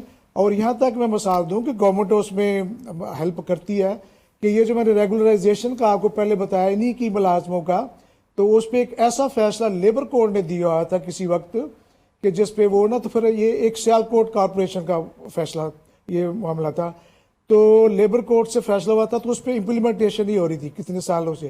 تو یہ with the intervention and full support of the government it has been now implemented and 108 sanitation workers have been regularized in Sialkot Corporation. Similarly, Okara میں ایسے ہوا. اس کے بعد ادھر اپنے اسلام آباد میں کیپٹل ڈیولپمنٹ اتھارٹی میں काफ़ी जो एम्प्लॉइज़ थे उनको सैक कर दिया गया, तो उनको भी हमने रीइंस्टेट करवा दिया। मैं इसमें बड़ी दिलेरी से कहता हूँ कि हमारी जो मौजूदा गवर्नमेंट है या जो हमारी गवर्नमेंट है इस वक्त, डेमोक्रेटिक गवर्नमेंट है, वो इस पर बड़ा ध्यान दे रही है और हम जो कुछ कह रहे हैं उस पर अमल भी होता है। लेकिन आपको पता है कि हर काम जो है ना उसमें कुछ वक्त भी लगता है, कुछ क्योंकि पहले इतनी अवेयरनेस नहीं थी और अब काफ़ी अपने लोगों में अवेयरनेस आ चुकी है। लोग उस पर हमारे पास आ रहे हैं, हर इशू पे आ रहे हैं, और जो इश्यूज़ हमारे दायरा इख्तियार में आते हैं, हमारे एम्बट में आते हैं, हम उन पर मुकम्मल तौर पर काम कर रहे हैं। और जो national commission for human rights का हमारा अदारा है, आपने देख लिया कि ह्यूमन राइट्स पे काम करने के वजह से ही इन 4 सालों में जो हमारे आखिरी थोड़ा टाइम रहता जा रहे हैं, तो इसमें जो यानी इंटरनेशनली जो हमें ए स्टेटस मिला है गानरी से, वो आम चीज़ नहीं है, क्योंकि अभी दीगर कई ऐसे ममालिक हैं जिनमें ये ह्यूमन राइट्स की वायलेशन भी बहुत ज़्यादा हो रही हैं, और उसके बावजूद वो मांग रहे थे। लेकिन इसी साल के मार्च में जब जिनेवा में कॉन्फ्रेंस हुई, तो पाकिस्तान को ये पाकिस्तान के लिए एक एजाज़ है, आनर है कि पाकिस्तान का जो इमेज है ह्यूमन राइट्स की वजह से वो अच्छा हुआ पूरी दुनिया में, कि पाकिस्तान में एक अच्छा काम हो रहा है, कमीशन एक बहुत अच्छा काम कर रहा है, तो जिसकी वजह से हमें ए स्टेटस मिला है, जिसका GSP प्लस पे भी बड़ा मुस्बत असर पड़ेगा। ठीक हो गया। अच्छा, मेरा आखिरी सवाल मंजूर मसीह साहब इस हवाले से है कि ठीक है, ये तो ह्यूमन राइट्स और ये पाबंदी और जदीद मशीनरी का इस्तेमाल, ये सारी चीज़ों पे बात हो रही है, लेकिन इन सैनिटरी वर्कर्स की जो हेल्थ है, क्योंकि इसमें एक बहुत बड़ी तादाद है जो कि जहरीली गैसेस की वजह से या दीगर मामलात की वजह से उनकी डेथ कॉज करती है। इनकी हेल्थ रिलेटेड इश्यूज़ को भी एड्रेस करना, अगर पाबंदी हो जाएगी तो वेल एंड गुड है, अगर नहीं भी होती, ये सारी चीज़ें ये भी बड़े इंपॉर्टेंस की हामिल हैं कि आपने ख़ुद अभी मेंशन किया कि जिस सीढ़ी के साथ ये लोग नीचे जाते हैं और फिर इतनी गहराई में जाते हैं, वहाँ पे किस तरह की गैसेस हैं, ये सारी चीज़ें, ये सारे फैक्टर्स समहाउ ये ह्यूमन राइट्स के ज़ुमरे में ही आते हैं। जी, इस पर मैं एक बात और करना चाहूँगा कि जैसे आपने इस पे जो सवाल किया है हमारे सामने, वो ये है कि पहले तो मैं ये बताऊँ कि ये जो 184 की ज़रूरत क्यों पड़ी है, जो हम कॉन्स्टिट्यूशनल कोर्ट में गए हैं, कोर्ट में इसीलिए गए हैं कि इस पर अभी मुकम्मल बैन नहीं हो रहा था, और जब हम बार बार अपने वासा को कह रहे थे तो वो इसको नहीं इतना सीरियस नहीं ले रहे थे। तो इस वजह से फिर हमने कॉन्स्टिट्यूशनल जो पेटिशन होती है, वो कॉन्स्टिट्यूशनल जो हमारा कोर्ट बन चुका है उसमें गई, और अब हमें उम्मीद है कि ये इसको with the decision of the constitutional court government इसको ज़रूर बैन करेगी। अगली बात ये ताकि ये है कि ये आने वाले वक्त में भी ये जो अपने डेथ्स होती हैं उनसे बचा जा सके, और इंटरनेशनली हमारा जो इमेज है वो और ज़्यादा बेहतर हो। दूसरी बात रही आपने जो कहा कि अपने इस हवाले से कि इस पे क्या यानी क्यों नहीं हुआ, कैसे नहीं हो रहा, तो मैं एक बात ज़रूर करूँगा कि ये जो है ना, आपने कहा कि उनकी जब डेथ हो जाती है तो उस पर उनको जो मिल जाता है कुछ ना कुछ, लेकिन ये इसका हल नहीं है। हल इसलिए नहीं है कि अगर आप कॉम्पनसेशन दे दें या किसी को एम्प्लॉयमेंट दे दें तो ये इसका कोई हल नहीं है। इसका हल यही है कि इसके मुकम्मल बैन कर दिया जाए, और उसके साथ जो लिंक करती बात आपने किया है उनकी हेल्थ की, हमने यहाँ तक करवाया है कि ये जो सपोज कि आपने देखा कि ये जो आउटसोर्स मुलाजमीन है अदारों में, वो जेनिटोरियल जो स्टाफ है, उनके लिए हमने यहाँ तक करवा दिया कि इनकी जो पे है, इनकी जो हेल्थ है, और इनके बारे में फिर इनका जो आने वाले सदस्य के बाद बेनिफिट्स हैं उनको भी हमने, इनके जो एग्रीमेंट हो रहे हैं कंपनियों के साथ, और उनके साथ भी हमने करवा दिए हैं। जो गवर्नमेंट के मुलाजिम हैं उनको तो खैर इसकी हेल्थ के लिए पहले ही एक फैसिलिटेट किया गया है, वो सरकारी अस्पतालों में भी जाते हैं। जो बड़े सरकारी मुलाजमीन हैं जो सलूक उनके साथ हो रहा है वही इनके साथ होता है, उसमें तो डिस्क्रिमिनेशन कोई नहीं है। ठीक है। जो हेल्थ प्रॉब्लम जो सरकार के मुलाजम है, लेकिन जो इससे हटके हैं जो आउटसोर्स लिए गए हैं उनके लिए हमने ये कह दिया है कि इनकी जो पे है वो भी पे स्लिप की इनकी बैंक में जाए, इनके अकाउंट खोले जाएं, ताकि इनके लिए और उसमें भी और प्रॉब्लम आ रहे थे, वो मैं ज्यादा इस पे नहीं एक्सप्लेन करना चाहता।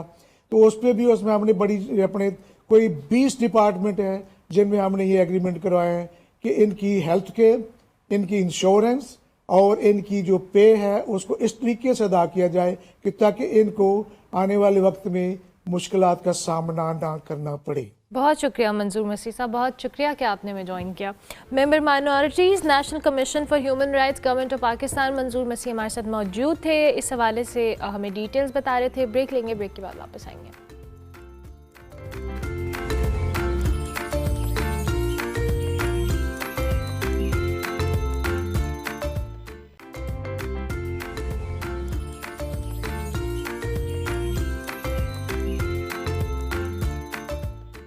Welcome back to good morning public ji. Programme का बिल्कुल आखिरी हिस्सा है। वैसे तो हम रोज़ सोशल मीडिया के हवाले से कोई एक आधा टॉपिक लाजमी कर रहे होते हैं, इनफैक्ट किसी ना किसी टॉपिक के अंदर हम ये बात एडजस्ट कर लेते हैं, लेकिन आज स्पेसिफिकली हमने इस तेज़ रफ्तार डिजिटल दौर की बात करनी है। सोशल मीडिया हमारी ज़िंदगी का समहाउ एक लाजमी हिस्सा बन चुका है, मगर इसके साथ साथ एक नई जो डिबेट है वो बहुत तेज़ी से अंडर डिस्कशन है, जिसका नाम है ब्रेन रॉट। इस लफ्ज़ से मुराद ज़हनी थकन कह लें, तवज्जो की कमी कह लें, फ़िक्री सुस्ती कह लें, जो हद से ज़्यादा हम सोशल मीडिया के ऊपर स्क्रॉल करके शॉर्ट वीडियोस देख रहे होते हैं, रील्स देख रहे होते हैं, और फिर टिकटॉक जैसे प्लेटफॉर्म्स के मुसलसल इस्तेमाल से पैदा होती है। जदीद जो साइंसी रिसर्च है वो ये बता रही है कि जो तेज़ रफ्तार, गैर संजीदा और इंस्टेंट रिवॉर्डिंग ऑनलाइन कॉन्टेंट है ना, इससे ना सिर्फ हमारी जो तवज्जो मुतासर हो रही है, बल्कि हमारी जो मेमोरीज़ हैं या दीगर मामलात हैं, आपका इमोशनल कंट्रोल है, आपकी इमोशनल इंटेलिजेंस है, वो भी समहाउ इफेक्ट हो रही है।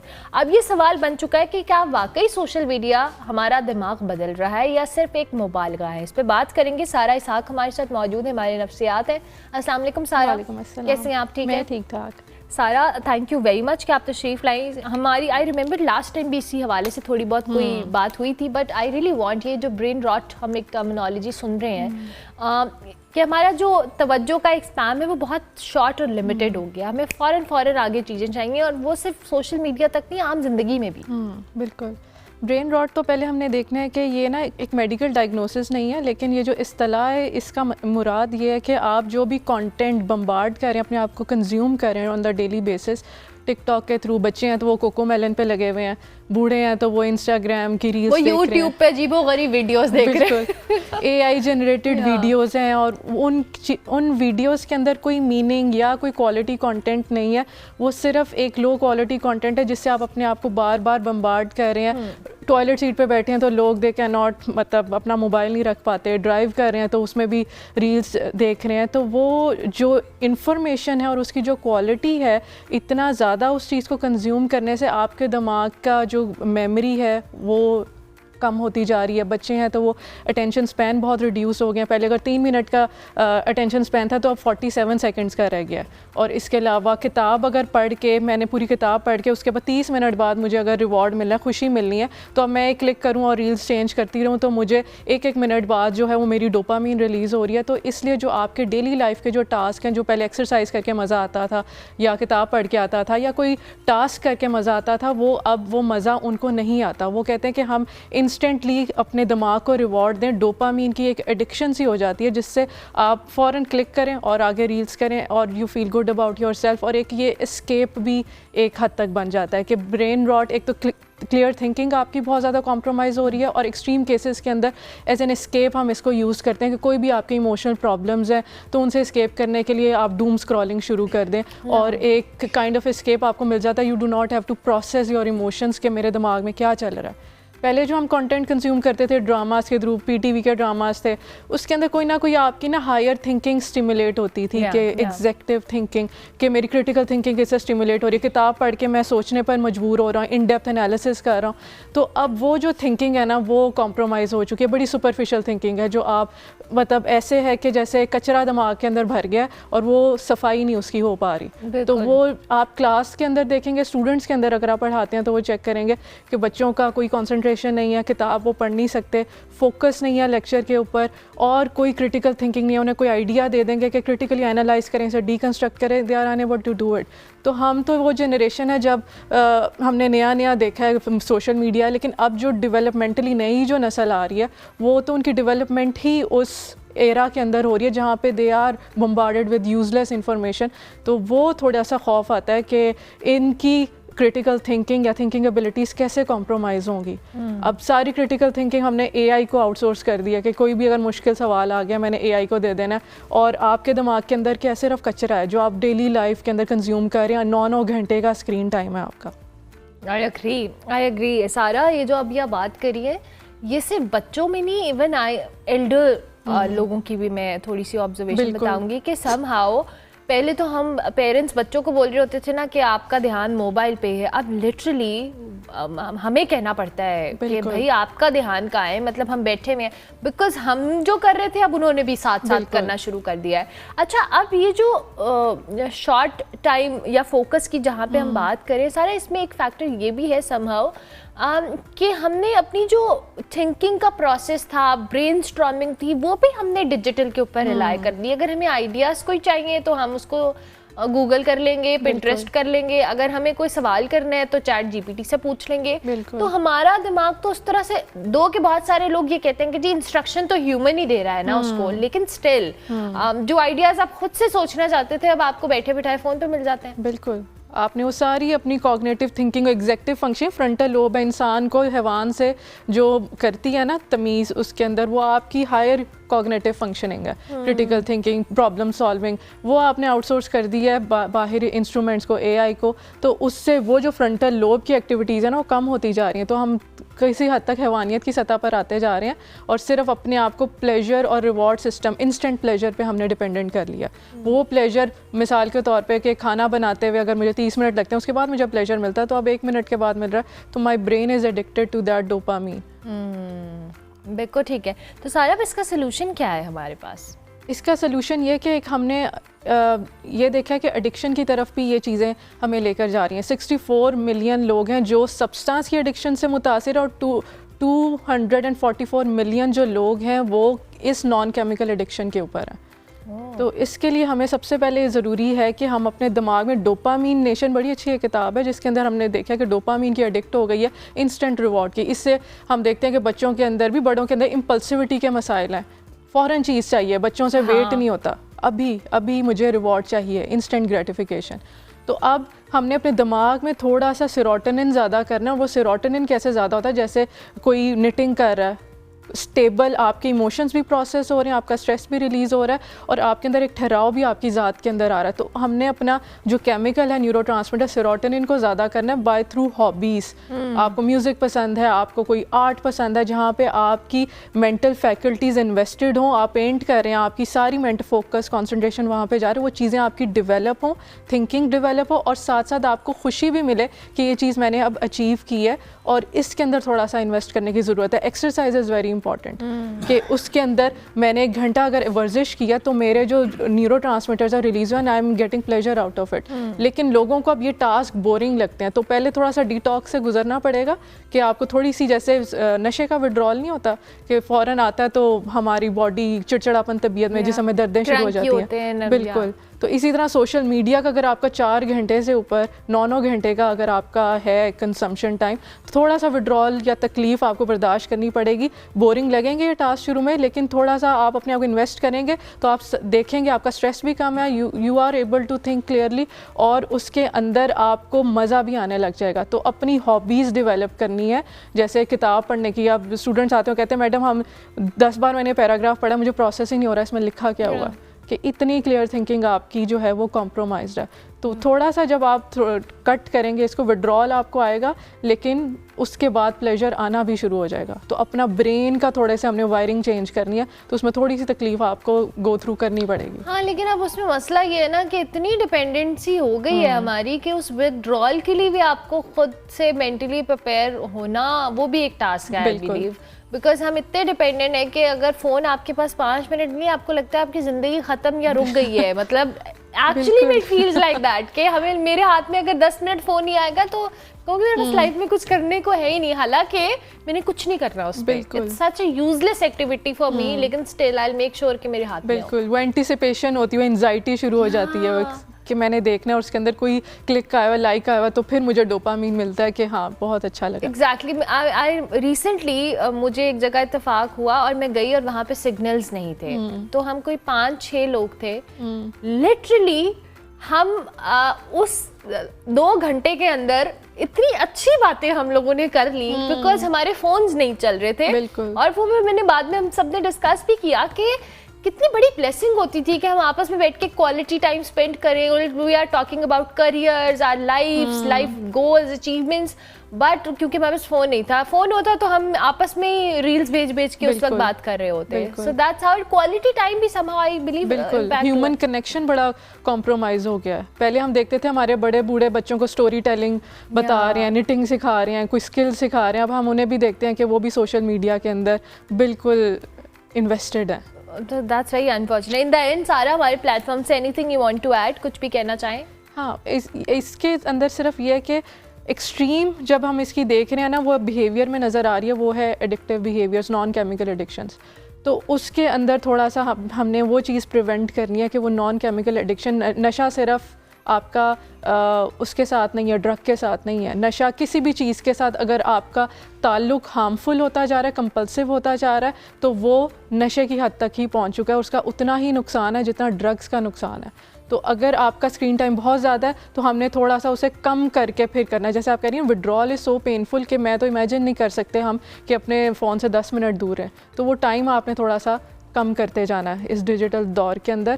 اور تھوڑی سی یہ جو ایڈکشنز ہیں, یہ تو اب ہمارے بیماریوں کے اندر شامل ہو گئی ہیں, نان کیمیکل ایڈکشنز. تو یہ سب سے زیادہ خطرناک چیز ہے, انسٹنٹ ریوارڈ. بالکل ٹھیک ہے. تھینک یو ویری مچ سارا, بہت شکریہ کہ آپ تشریف لائیں اور اتنے ڈیٹیل میں آپ نے ہمیں بتایا. جی سارا ساکھ ہمارے ساتھ موجود تھی. پروگرام کا وقت ختم ہوا, انشاءاللہ میری آپ سے ملاقات ہوگی کل. فیڈ بیک ہمارے سوشل میڈیا ہینڈلز پہ لازمی دیجیے گا. کل تک کے لیے میری طرف سے اللہ حافظ.